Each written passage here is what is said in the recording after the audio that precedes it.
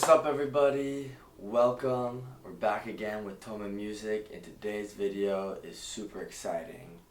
I was sent a whole bunch of pedals, mostly from Harley Benton, and I'm super excited to show you today how I put them together to make a trumpet pedalboard. So let's start this off with a little beat I quickly threw together just to kind of give everyone a quick tour of the pedalboard just live.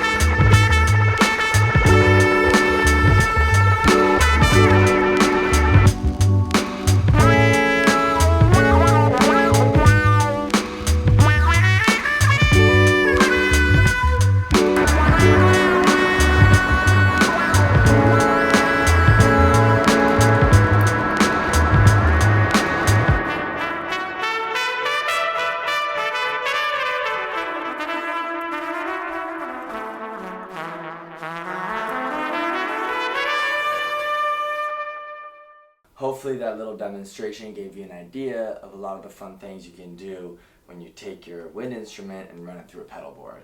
So this part of the video, I want to try and break down a lot of the mysteries surrounding getting the microphone to get into the pedal in the first place, some of the equipment you're going to need just to start off, and kind of walk through the pedals I've been using.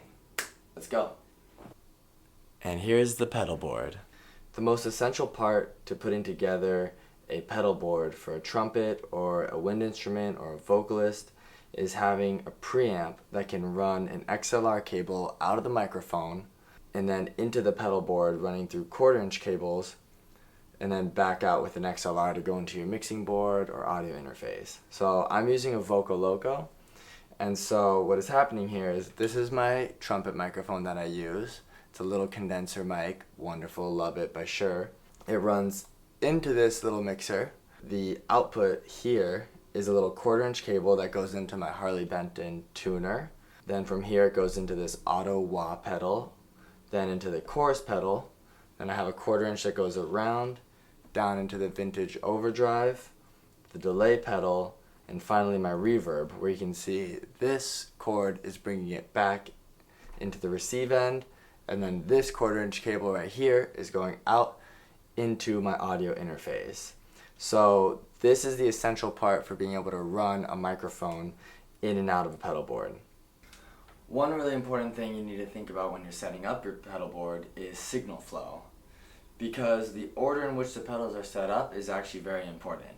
For example, the first few effects that I have are all effects that do not affect the time. So that's going to be an auto wah, a tuner, a chorus, and an overdrive pedal. Those affect the sound of the instrument, but they do not change the length of the time that the note is being played for. At the end, I have a delay and then a reverb pedal. So the way that I think about this is like, if I have a reverb at the beginning and I have a ton of reverb, it's really lengthening the sound, and then I'm adding things like the vintage overdrive and the auto wah, it's going to have this huge, harder to contain sound to effect, versus keeping the sound kind of tight and changing it and then with the auto wah and the vintage overdrive and all that, and then changing the substance of the sound, the length of the sound, the depth of the sound with the pedals at the end. Now all these pedals require power, and so what I'm using is the Harley Benton power plant, which is sitting right under the pedal board, secured by some straps, and is feeding these little plugs that look like this into the back of each one of these pedals. Now each of these pedals are 9 volt, but Radial Engineering, the Vocal Loco, is a 15 volt plug. So you have to be very careful that whenever you're plugging in a pedal, check the voltage first. So this has a separate power source. If you plug a 9 volt power source into a 15 volt plug into that pedal, it will start smoking probably and break. So make sure you always check that. I want to give a quick demonstration on how each of these pedals affect the sound of the trumpet. So we're going to kind of run through here and I'll play a little bit and you can see what they do. So we're going to start with the tuner here, and what the tuner does, obviously it lets you know the pitch of the instrument, whether you're sharp or flat, the note you're playing, but it also, when it is selected and the screen turns on, mutes the rest of the pedals. So it's great to have as a first part of your signal chain, because when you are playing live on stage and you need to check whether or not you're in tune, it'll mute everything so you don't have to worry about the audience hearing that. So if we see,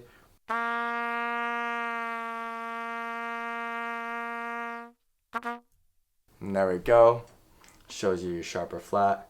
Now if I turn it off, you'll see there's a delay on, and now you can hear it again. The next pedal in the signal chain is the auto wah. Now this is one of my favorite pedals. It makes such a cool sound.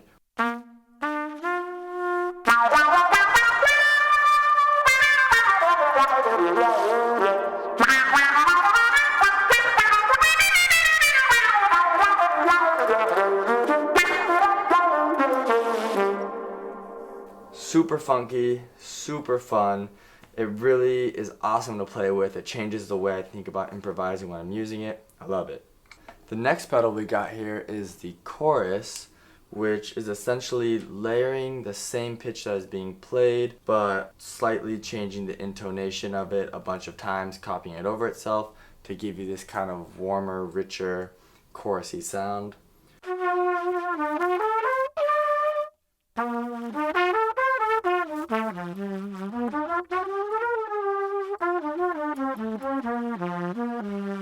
It's cool, it's a little subtle, but I love using it layered with the vintage overdrive and the reverb, and together it makes a super beautiful ethereal sound. The next pedal I want to talk about is the vintage overdrive. Now this one is pretty awesome because it essentially makes your trumpet feel like an electric guitar. So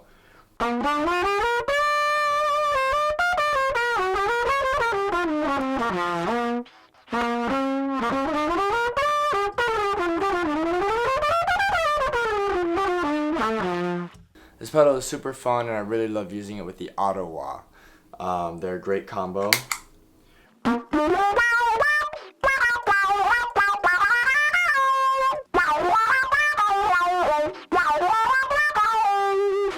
For most of the pedals, I've been trying to fine tune the settings to see where the trumpet sounds the best, in my opinion, and just trying to kind of leave them there. The delay though is definitely one that is really fun to mess with when you're playing live. The kind of go-to setting is keeping the time a little bit short. It's how quickly the delay comes in. The repeat is the amount of times the delay repeats. The level is how loud the delay is, and the shorter is how short the delay is.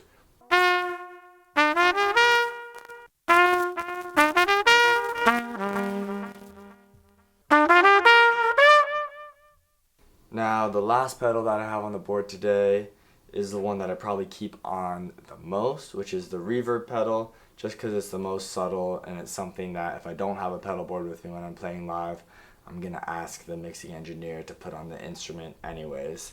So I try and find a balance, not too in your face, nice reverb to it. So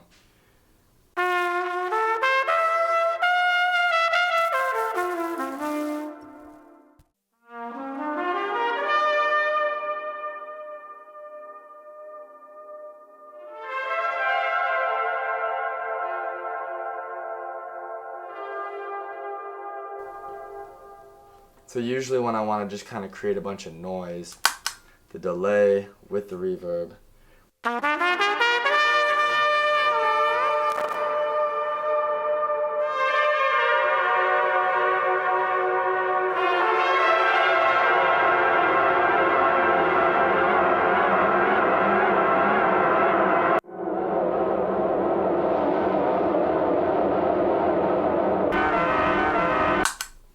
Gets a little chaotic, but you can imagine if you're playing on stage and everyone's kind of going wild, you can really take advantage of having these reverb and delay sounds to kind of keep the sound going without you having to keep your face on the instrument the whole time. And that was definitely a lot of information, but the main goal of this video was to just show horn players, people who play on a wind instrument, how to get the microphone of the instrument that they're using into a pedal board in the first place. So after this, there's all these different kinds of pedals. You can really get lost in that whole universe. I say starting with 1 or 2 pedals and just experimenting with them is definitely the way to go. There's a lot you can learn about what the effects do, but you'll learn the most just from trying them out yourself. The Harley Benton pedals sound awesome. I love this vintage overdrive. It's super warm. And they're honestly all a great price, so I really recommend those. The tuner has been amazing, and I really like the sound of the delay pedal. So if you're a horn player and you're just trying to get in to using pedals, I really recommend trying out their equipment because it's not a huge investment and you can still do a ton with them. I'm going to make a lot more videos involving the pedal boards. Feel free to reach out to me if you have any questions by leaving a comment below. And I hope you get some inspiration from this video, and I hope you learned something. Thanks for watching, and I'll be back soon. Thank you.